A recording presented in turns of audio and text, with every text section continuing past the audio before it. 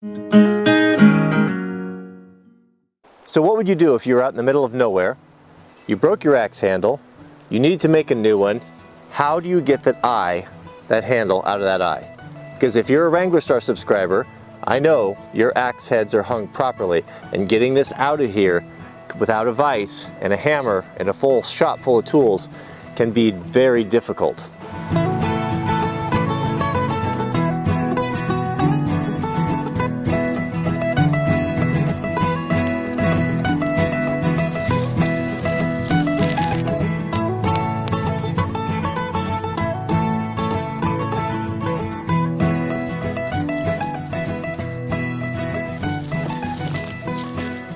So the first thing we need to do is get down to mineral soil in our fire ring. Now this will work with a double-headed axe or a single-headed axe. It doesn't make any difference. But if you are going to use a double-headed axe, we need to be sure, and we need to really get down, and we need to protect both edges. Reason being is we don't want to remove the temper. These axes are not, the temper doesn't go all the way through them typically. Usually the temper comes back off of the edges a little bit. But we get that down in the dirt like that. Use the excess dirt to shield and kind of protect those edges, because we're going to use fire to burn this out. So go ahead and get plenty of dirt on there. Dig out the sides because we want that fire to get down in there and those coals to get that hickory burning. And just expose the areas that we need to. No more and no less. So the first thing we want to do is we want to build a little fire. We're going to build a good hot fire right on top of the axe head. And what's going to happen, that's going to heat that up and get that head burnt out of there. I like to use this is my granddad's match kit that he packed around hunting his whole life. We've talked about these before. I really like these old school match kits. I think Marble still makes these things, and I used windproof lighter matches. I think they call them British lifeboat matches. And I use a dryer lint. I put dryer lint in the top there. Dryer lint makes a real good fire starter.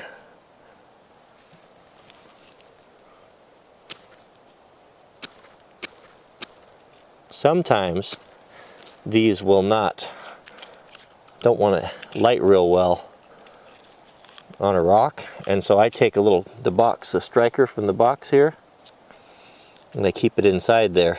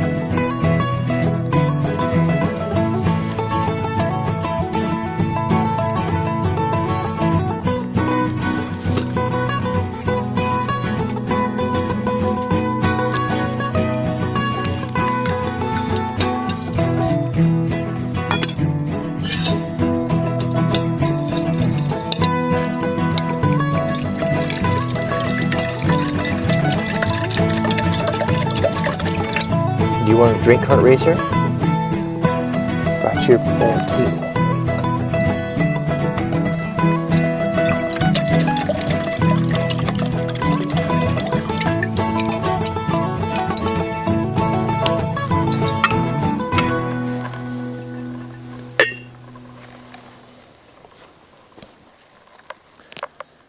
So this is not a fast process, so you might as well get comfortable and make yourself a cup of tea.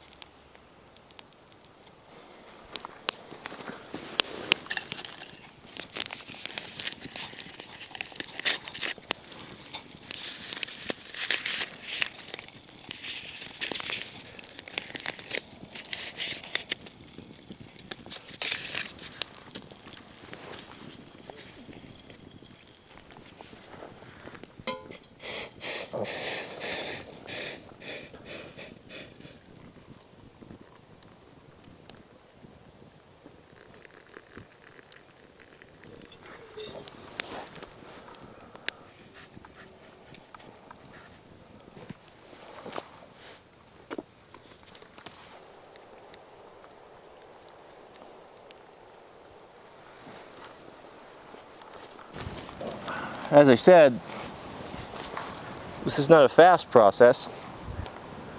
It's just an easy process.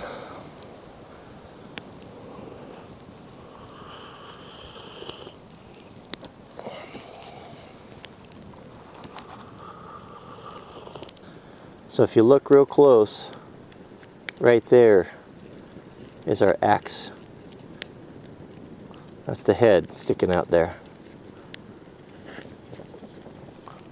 That's what you want there, a good hot fire. Don't worry about taking the temper out of that axe head. That's why we've got the cutting edges buried in the dirt, and those ashes are a real good insulator. That's why, that's how those the folks that walk on fire, the fire walkers, how they're able to do it without burning their feet, is they walk on those ashes, and those ashes are just a perfect insulator. The next step, and the one that I think is probably the most important, the one that you certainly don't want to overlook when doing this, is once you finish your tea, is you need to take a nice long nap. Preferably no less than an hour.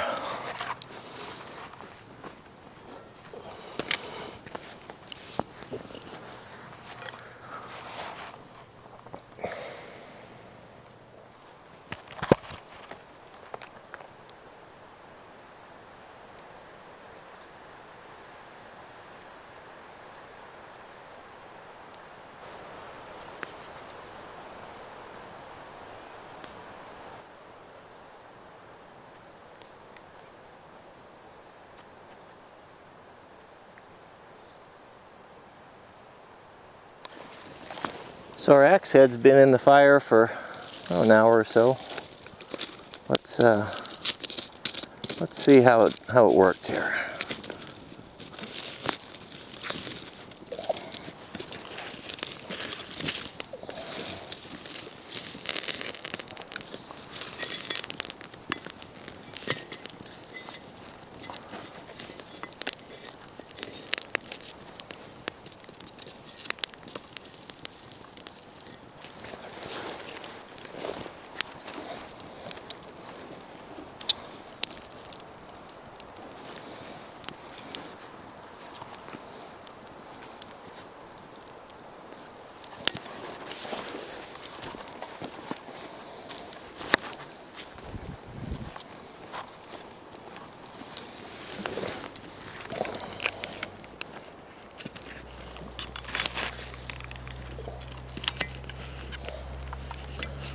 So you can see there's nothing left in there, a little bit of char. And if be careful, we'll save our wedges too. Our wedges will be in there. Pick them up, though they're gonna be hot. Now we don't want to quench this or cool it down rapidly, as well. Those are wedges right there. We're going to need those. We don't want to lose those.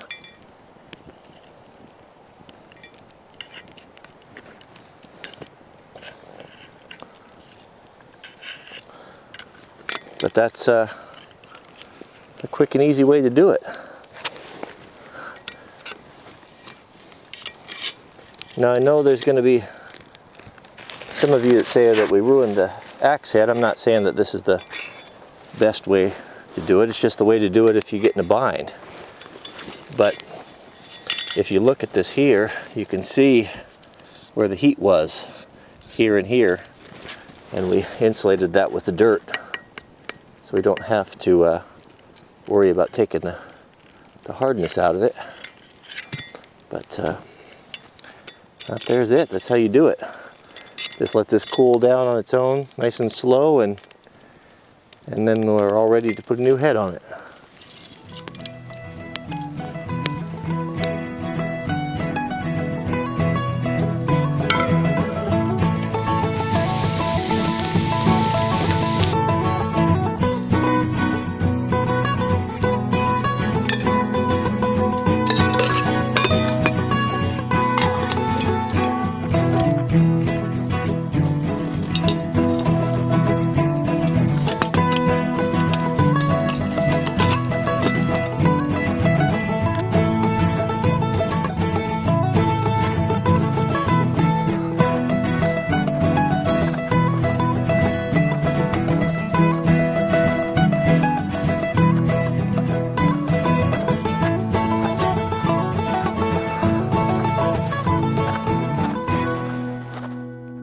bookish personality than I am, aren't you? Mm-hmm. I'm more of a I do like audiobooks. I'm more of a man of the field, and you like to think.